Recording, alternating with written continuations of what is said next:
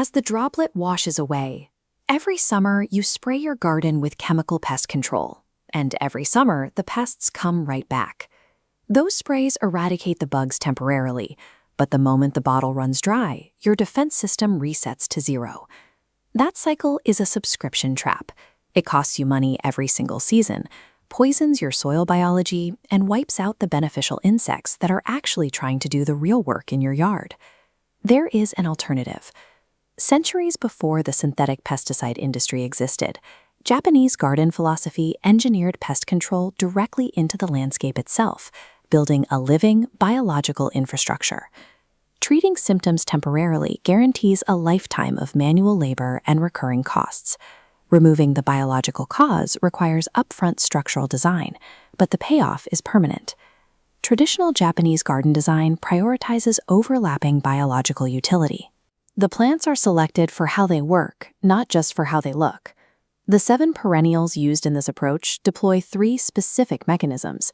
They physically block pests through structural exclusion, they broadcast chemical deterrents into the air, and they recruit natural predators to patrol the property. You might be skeptical if you have ever tried dropping a single citronella plant on your patio and watched the mosquitoes completely ignore it. That happens because one isolated plant cannot create an effective barrier. To achieve decades of zero-spray defense, you have to follow strict rules. You have to abandon traditional gardening habits like hyperspacing your plants, over-fertilizing your soil, and executing pristine, bare dirt winter cleanups. Effective pest control results from an interconnected environment that you purposefully engineer rather than a single product you buy off a shelf. We have to start at the ground level.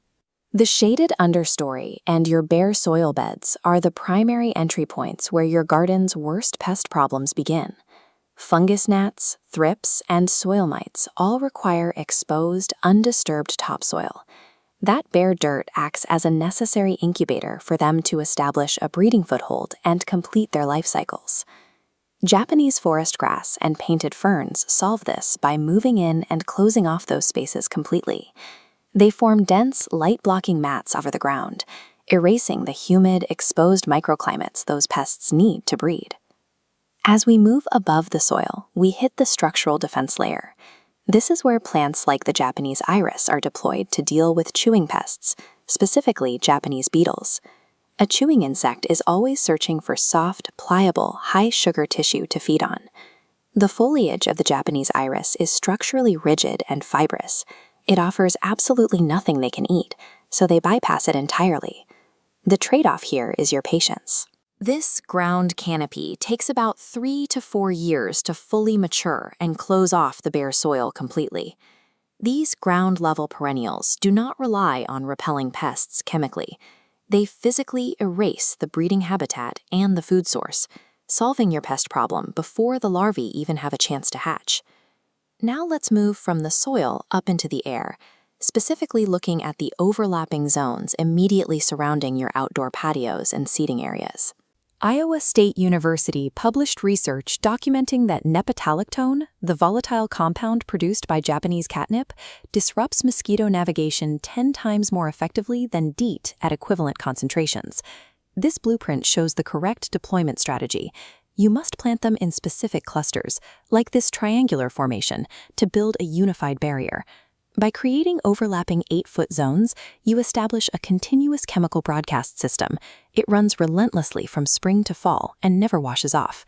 But there is a counterintuitive execution rule here. Aromatic deterrents like catnip and curria require poor, unfertilized, neglected soil to work.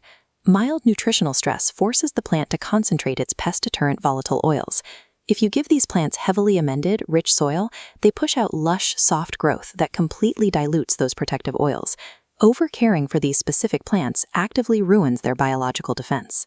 You must embrace lean soil if you want to turn the chemical shield on. By late summer, your garden faces a critical vulnerability period. Most spring and midsummer blooms have faded, and without a food source, beneficial insects abandon your yard. Japanese anemone bridges that gap. It blooms late, from August all the way through October, providing a reliable late-season nectar source. The simple, open-faced structure of these flowers is exactly what parasitic wasps and lacewings need to feed. By keeping these predators fed, you keep your biological pest control army employed deep into the fall. This brings us to the hardest trade-off for traditional gardeners to accept: the absolute necessity of winter habitat retention. Stripping your beds down to bare dirt in a tidy fall cleanup is a fatal execution mistake. That debris, the hollow stems and fallen leaf layer, is exactly where your recruited predator army overwinters. Executing a pristine, perfectly raked fall cleanup actively evicts the biological counterweight you spent all summer recruiting. Do that, and you guarantee a massive pest explosion the following spring. Compare the compounding lifetime cost of chemical sprays against a one-time perennial purchase.